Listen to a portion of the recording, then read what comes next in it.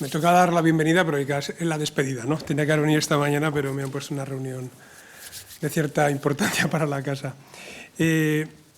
Primero agradeceros que hayáis venido, que hayáis aguantado durante estos días, o durante este día, perdón, durante estas horas, y contaros un poco qué es lo que estamos haciendo. Y nada, me imagino que Enrique habrá contado alguna cosa de lo que estamos haciendo. Algunos he estado escuchando que Lourdes estuvo hace 11 años recibiendo un curso de lo que acaba de hablar. Y nosotros lo que tratamos de hacer, y llevamos así una temporada, es que intentar captar el mayor talento posible, ponerlo en conocimiento unos de otros, ponerse en interrelación y que haya aprendizaje mutuo en interacción, ¿no? Y esto lo hemos hecho en el ámbito general de lo que es habitual dentro de la Administración, que es formación para empleados públicos, pero hace 3 años decidimos que si la Administración pública no tiene una relación directa con la sociedad y no está en contacto con las principales necesidades y demandas que tiene, pues que es muy difícil que nosotros podamos tener una formación adecuada a esas necesidades y demandas. Y en nuestro plan estratégico aparece así. Entonces, lo que hicimos es, evidentemente, abrirse a las sociedades, que ya lo hacemos habitualmente. Nosotros nos tenéis que ver, esto es casi una parte publicitaria, ¿no? Nos tenéis que ver como unos 1.300 profesores, más o menos, los que pasan por la casa, y unos 55.000 alumnos, aproximadamente al año, es lo que tuvimos el año pasado. No se ven por los pasillos, pues porque la mayoría son virtuales, y van creciendo. Van creciendo, entre otras cosas, porque el Gobierno de la Nación nos ha atribuido más competencias en esta materia. Pero fijaos lo que es eso: 55.000 personas, 1.300, 165.000 peticionarios el año pasado. Eso significa un montón de gente que tiene interés en lo que hacemos y un montón de gente que tiene talento, que lo quiere incrementar y que se pone en interacción unos con otros. Esto tiene que ser para bien, evidentemente. Pocas instituciones tienen esta enorme oportunidad. Bien, y esto lo focalizamos en el tema que nos ocupa, en los aspectos que tienen que ver con las personas con discapacidad.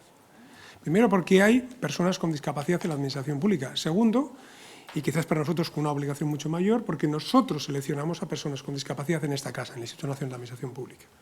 Hacemos procesos selectivos y este año vamos a seleccionar a más de 1.400 personas para una población estimada que se nos presentará a las oposiciones, pues entre 30 y 70.000. Es decir, que nosotros manejamos las cifras a lo grande, ¿no?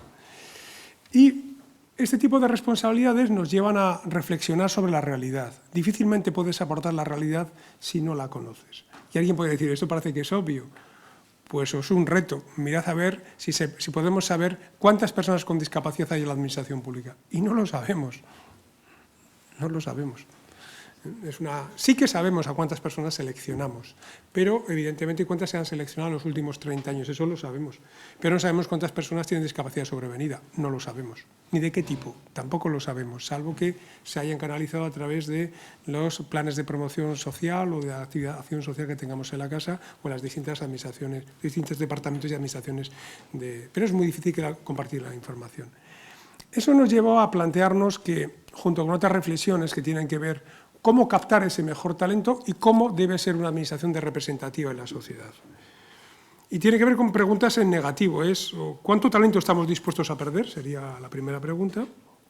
Y esa segunda pregunta es, ¿cuánto de representativa es nuestra administración pública? La primera es un poco más conceptual, ¿cuánto talento estamos dispuestos a perder? Imaginemos que rechazáramos a una persona por un origen físico, origen intelectual, o por origen social, o económico, o territorial. Algunas de estas discriminaciones las hemos desterrado del ordenamiento jurídico, o por género las hemos desterrado, pero otras no. Y en otras simplemente nos conformamos con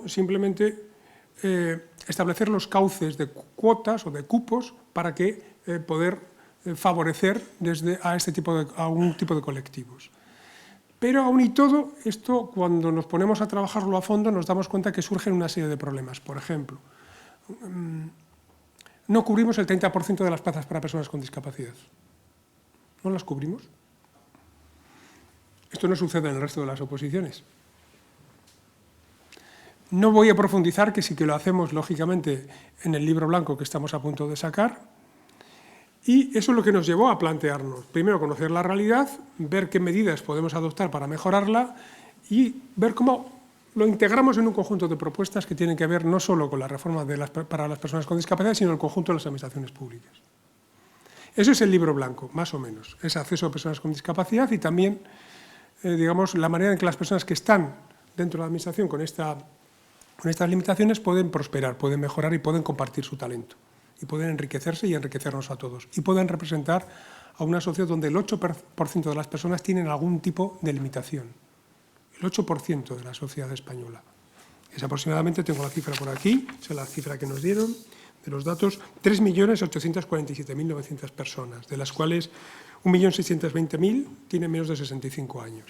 Es decir, es una enorme cantidad de gente. Sin encontrar en algunos tipos de limitaciones que no hemos conceptuado como tales y que tienen que ver con la propia capacidad de entendimiento de lo que escribimos. No en el lenguaje correctamente en castellano, escrito según la Real Academia, sino que se entienda. Yo me cuesta entender muchos textos, incluso algunos de los que yo mismo escribo, pero es así, porque cuando uno se pone en modo funcionario o en modo profesor, pues vale, se pone en modo profesor para que te lean los funcionarios o los profesores, pero no el resto de la humanidad, que por cierto es la que tiene que soportar eso, ¿no? Lo que tú escribes. Bien, entonces ese es el concepto del libro blanco. Vamos a conocer la realidad y surgen un montón de datos. No lo voy a presentar el libro blanco, lo haremos más adelante en las próximas semanas, pero tiene que ver con ese conocimiento. Nos falta mucho conocimiento de la realidad de la discapacidad en el ámbito de la administración pública. Y tiene su importancia porque somos 2.600.000 empleados públicos. Entre el 14 y 15% de la población activa. Y además tenemos una influencia enorme. Nosotros gestionamos casi la mitad de la riqueza del país, del Producto Interior Bruto, directamente. Y además influimos en el conjunto de las administraciones públicas. Nosotros decimos que una persona entra a la administración por esta vía o por otra, estamos ordenando la sociedad y estructurándola de una manera distinta. Y afecta al sistema educativo. Y afecta a las instituciones que trabajan para nosotros, como la ONCE, o las academias, o como las universidades. Les afecta automáticamente una decisión que nosotros tomemos. Y por lo tanto, sí que tiene la administración más importancia de la que habitualmente se puede entender, que es que somos capaces de regular la sociedad en una buena parte, pero nosotros mismos somos grandes productores, digamos, de elementos para esa sociedad desde el punto de vista de acciones y de servicios públicos, sin los cuales esa sociedad no sería como la conocemos de ninguna de las maneras. Como he dicho, no voy a contar lo que es el libro blanco, pero sí voy a plantear algunas de las reflexiones que el libro blanco se hace, ¿no?, de propuestas, que tienen que ver con el acceso y la carrera, y que tienen que ver de cómo conseguimos que esa segunda pregunta, y es, no, la primera pregunta es evidente, ¿cuánto talento nos podemos permitir desperdiciar? La respuesta es, pues, el menor posible, evidentemente, porque el talento es el recurso más valioso que tiene una sociedad, el más valioso, y el que tiene una organización con 2.600.000 personas, el más valioso. Y el más escaso, es el más escaso, no es fácil, porque dice, bueno, pues no me gusta este equipo, monto otro, pues no va a ser así, ya lo van a comprobar muchos de los dirigentes que acceden a los gobiernos municipales y regionales en los próximos días, ya lo van a comprobar, ¡ay, no, pues yo quiero otro! Bueno, pues mira, a ver si te vas haciendo el cuerpo a este y a ver si lo puedes mejorar, lo mejoras, y vamos a ver si cómo conseguimos que ese equipo pues forme una unión con la dirección, que es lo que se tiene que hacer, ¿no? Pero la segunda pregunta es importante. ¿Cuánto de representativa tiene que ser nuestra sociedad? Y estas son preguntas que son más complicadas. Pensamos simplemente porque una norma se publique en el boletín oficial o una convocatoria de oposiciones se haga también en un boletín oficial, las personas automáticamente se presentarán si quieren y esas personas después aprobarán según igualdad, mérito y capacidad. Y ya está. Y si no aprueban el 30%, si quedan en paquete del 30%, pues ellos sabrán, porque ya hemos hecho la oferta. Bueno, o no. Igual como sucede con el acceso a las páginas web, igual resulta que la administración no es accesible. No lo es. Por el tipo de pruebas, por la imagen que tiene, por los canales que tiene para que las personas entren en ella, por la dificultad que tienen las personas para informarse, porque las organizaciones que trabajan con las personas con discapacidad no están bien orientadas o suficientemente orientadas o desconocen cómo se accede a la administración pública, o porque la administración no pone en los tribunales a personas sensibles con la discapacidad, etcétera, etcétera, etcétera, etcétera. Bien, por lo tanto, cualquiera de estos elementos da lugar a grandes desarrollos desde el punto de vista de la reflexión sobre la discapacidad y la administración pública. No voy a leer todas las conclusiones y propuestas, pero sí me voy a detener en 2 o 3 de ellas. Una de ellas, la fundamental, es revisar el concepto de discapacidad. Distinguir entre lo que son los derechos antidiscriminatorios y las prestaciones sociales. Nos hemos vinculado por un concepto casi de seguridad social, ¿no? Como los que tengan discapacidad tienen que tener una pensión o tienen que tener pues ya, claro, ya lo ponemos muy complicado, lo ponemos cada vez más difícil, ya, pero bueno. Oiga, si yo tengo una limitación de accesibilidad de información, eso, mire, eso me lo tendrá que resolver por una vía distinta a la pensión o a la discapacidad o al porcentaje correspondiente. Eso tendrá que ser de otra manera, ¿no? Bien, la necesidad en general, es un montón de propuestas que tienen que ser con adaptación de las pruebas selectivas. No solo adaptación a las personas, sino también adaptación del propio modelo de selección y acceso a la administración pública. Por cierto, que es una reflexión que, tomándola desde la discapacidad, se puede extender al conjunto de las personas que entran a la administración pública o pretendidamente quieren entrar a la administración pública. Porque tiene que ver con la primera pregunta, ¿cuánto talento estamos dispuestos a desperdiciar y qué tipo de talento es el que estamos seleccionando? Y estamos seleccionando un talento de determinada manera. Me decía ayer una persona que, lógicamente, hacía una reflexión a alguien que estaba haciendo promoción interna en esta casa y me decía, claro, la gente que hace promoción interna a los grupos A1, a los cuerpos del grupo A1 de la administración, normalmente son gente joven. Es raro encontrar alguien que pase de la 2 a la 1 que tenga más de 45 años. ¿Por qué? Porque, hombre, la memoria flaquea y como las pruebas son memorísticas, pues la cosa es más complicada y además como está recién ingresado a la 2, pues ya coge carrerilla, sigue memorizando y sigue memorizando. Y los que no les gusta memorizar, no tienen ganas de memorizar o realmente no hace falta memorizar para entrar a la administración pública, esos se quedan fuera. Es decir, y es cierto que hay que memorizar cosas, evidentemente, pero debe ser algo distinto a memorizar hace 30 o 40 años, cuando algunos entramos a la administración pública, a hoy. Dice, ¿qué dice el artículo 7 del artículo? Pues no sé, lo miramos rápidamente, no tiene ningún problema, no hay que ni buscar esto. A mí lo que me importa es entender cuál es el concepto que tiene ese artículo, qué significa, qué modelo está creando, qué solución estaba atendiendo al problema de origen, ¿no? Eso es lo que me preocupa. Y me preocupa entender de una forma conceptual amplia y compleja la realidad en la que estamos viviendo y cómo interpretarla. Eso sí que me preocupa. Memorizar, tengo que memorizar cosas, evidentemente. Tengo que memorizar los ríos de España, obviamente. Tengo que saber, ¿no? Simplemente, no ya era un problema de cultura, es casi un problema de patriotismo, ¿no? Uno tiene que saber dónde vive y a qué se dedica y a qué funciona. Pero ojo con qué estamos seleccionando, porque somos discriminatorios con personas con discapacidad y otro tipo de personas. Y esta es una reflexión que aquí en la casa nos la hacemos y que no solo trabajamos con discapacidad en este ámbito, sino también en otros. Y las respuestas, pues bueno, nos muestran que debemos avanzar en una línea en la que tengamos personas con competencias distintas a las que hoy estamos seleccionando. Además, probablemente de las que estamos seleccionando, además, nuevas competencias. Y también aprovechar el talento que existe en la sociedad, el que ya existe. Y por lo tanto, tendremos que dotarnos de sistemas de certificación, de verificación, de homologación, porque si no, esto es costosísimo. Desde que la administración solicita o tiene una necesidad, la detecta, hasta que la cubre en una A1, por ejemplo, por lo que hacemos aquí en esta casa, también hacemos otro tipo de cuerpos, evidentemente tarda una media de 3 años. Es lo que tardamos, 3 años. En el mejor de los casos, 2, pero 3 años tardamos. Yo tengo una necesidad, se me ha producido una vacante, entonces la tramito a través de mi subsecretaría, la subsecretaría la tramita a función pública, se incorpora en la ley de presupuestos, la ley de presupuestos va a la plantilla va a la oferta de empleo público, la oferta pública va a la convocatoria se resuelve y una vez que se resuelve llegan aquí a esta casa como personal en prácticas y una vez que pasan 9 meses salen y una vez que salen tardan otros 2 o 3 meses hasta que se incorporan. Pues sumen tiempos. Mucho tiempo. Hay que darle un par de vueltas. Esto está bien, ¿no? Está bien planteado a finales del siglo XIX, estaba bien planteado. No, lo digo en serio, me dedico a esto. Está bien planteado a finales del siglo XIX. Bueno, el siglo XXI es un poquito más complicado. Es como lo de la memoria externa. Pues tenemos una memoria externa yo no sé, ya vi los nombres, pero terabytes a patadas que la podemos llevar en una petaca y estamos empeñados en aprender o exigir aprender a determinadas cosas que no tienen mucho sentido. Bien, y una última reflexión.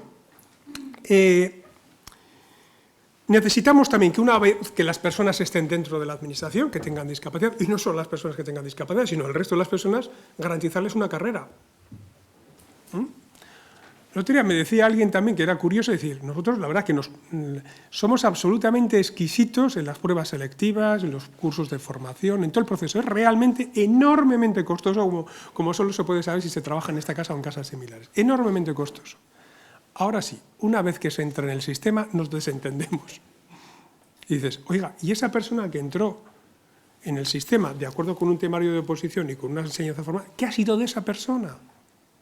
Bien, alguien dirá, hombre, en el caso de las personas con discapacidad es todavía más serio. Efectivamente lo es. Pero es que no tenemos sistemas para seguimiento de ninguno de los que seleccionamos. No tenemos una base de datos de personal. No la tenemos. No sabemos. Es más, pasados un par de años o 3 no sabemos ni en qué ministerio está. No lo sabemos. No tenemos medios de saberlo. O si lo sabemos a través del registro central personal, no tendremos medios de comunicarnos con él. Porque no podemos. Técnicamente no podemos hacerlo porque ha cambiado de ministerio, cambia de correo electrónico y por lo tanto, sí, puedes hacer miles de cosas. Es decir, tenemos este tipo de carencias y yo, en conclusión, y lo saben las personas que están en la sala, que me han oído unas cuantas veces, y lo sabe mi equipo, lo gigante que trabajamos en estos temas. Es decir, una de las cuestiones más importantes, yo creo, de enfoque para la discapacidad en la administración pública en los próximos años es buscar la normalidad con el conjunto de la administración pública. En eso estamos todos de acuerdo. Pero esa normalidad significa que muchos de los problemas que tiene la discapacidad también los tiene el conjunto de la administración pública. Y que no vamos a resolver bien muchos de los problemas que tienen las personas con discapacidad para entrar o para progresar en la administración pública si no abordamos una reforma en su conjunto.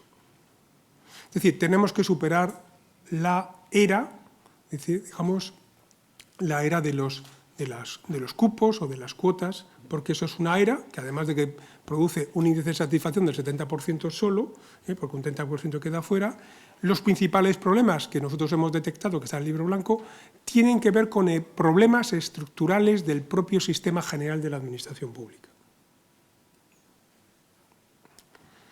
Y esto, alguien dirá, pues parece una conclusión sencilla, es de enorme calado, porque nos está diciendo que la normalización e integración efectiva de las personas con discapacidad pasa por una revisión del modelo general. Entonces la discapacidad ya se ve de otra manera, porque estamos viendo que estamos perdiendo talento no solo las personas con discapacidad, sino otras muchas personas. Y además estamos viendo que la administración pública tiene problemas de representatividad con las personas con discapacidad y con otras muchas personas. Y puesto así en situación, esto empieza a sonar de una manera distinta y abre una serie de oportunidades y de posibilidades tremendas y abre además una serie de alianzas para las personas y las organizaciones que trabajan con personas con discapacidad enormemente importante a futuro y permite estrategias que antes no se habían abierto. A eso nos dedicamos en el INAP, a calentarnos la cabeza con estas cosas, a pensar cómo van a ser dentro de unos cuantos años y pensar que seguro que hay alguien que nos escucha, ¿no? Esto también lo hacemos, a veces. Yo estoy seguro que siempre nos escucha. En esta casa estamos cumpliendo 75 años en la parte de administración local.